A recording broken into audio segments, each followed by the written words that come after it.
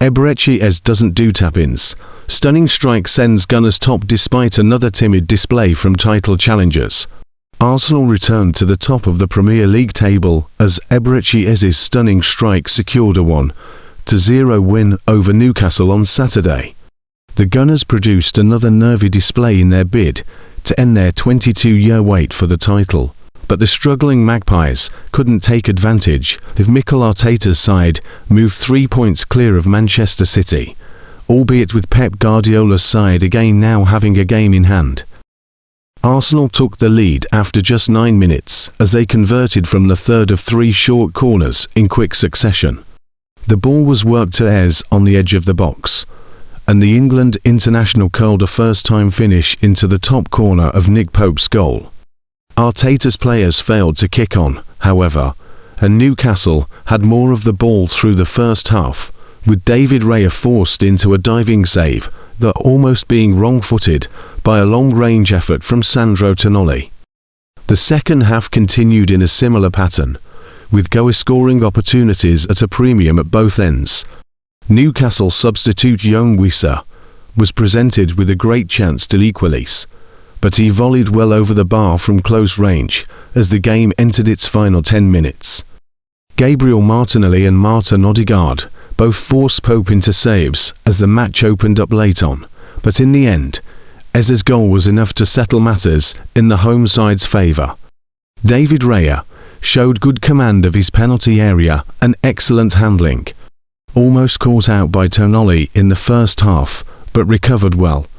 Ben White, dependable on his return to the lineup. Nothing flashy, but solid enough in everything he did. William Saliba, troubled by the pace and direct style of Osula from the very first minute, far from his usual assured self. Gabriel Magalhaes' decision to take corners short meant he wasn't his usual threat from set pieces. Won plenty of balls in his own box, however. Piero Hincapié kept Murphy on a tight leash at left back. Martin Zubimendi worked hard in midfield, but unable to stop Tonali and Guimaraes from dominating at the heart of the pitch. Martinodegaard, after a slow start, looked to get Arsenal moving forward when he picked up the ball. Still not at his best, but an improvement on recent weeks. Declan Rice, nowhere near his usual level, looked a little leggy after a long season. Had his day summed up when he failed to get a shot off after dribbling into the box in the second half. Noni Madueke had a couple of bright moments early on and played his role in the short corner routines. Faded badly after half-time, however.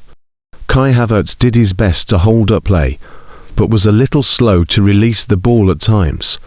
Did claim the assist for Ez's stunner, but an injury forced him off before half-time.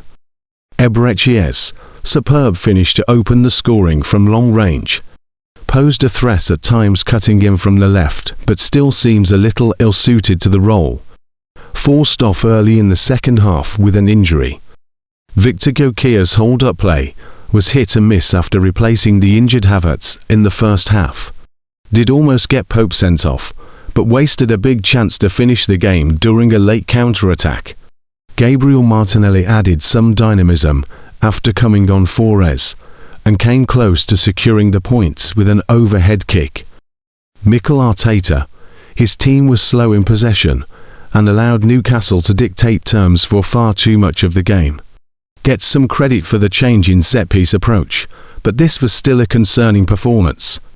It has come down to a straight shootout, similar to 5 rounds of penalties, the equation plain yet loaded with complications.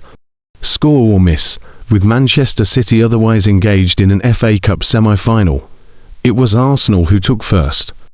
For them, the metaphorical walk to the spot, the moment of truth, began in the aftermath of last Sunday's defeat at City. It was long and treacherous, the self-doubt gnawing away, the outside noise at fever pitch. Score or miss, with a draw very much into the latter category. Arsenal scored. From cold rainy nights in Stoke to proper cup tie atmospheres. We've got football covered, without a cliché in sight. The Guardian covers the football stories that matter every day of the week with live match blogs, match reports, expert analysis, and our unmissable Football Weekly podcasts. Importantly, we also dig into the ugly side of the beautiful game, issues such as sports washing, abuse, and corruption. We don't accept money from gambling companies, so you won't read our coverage while being hassled to make a bet on the result. But that does mean that we rely on readers like you to get behind our team. What a barnstorming finish to this FA Cup semi-final that featured 3 goals in 8 minutes and ended with Nico Gonzalez as the hero who swept Manchester City to a historic 4th consecutive final.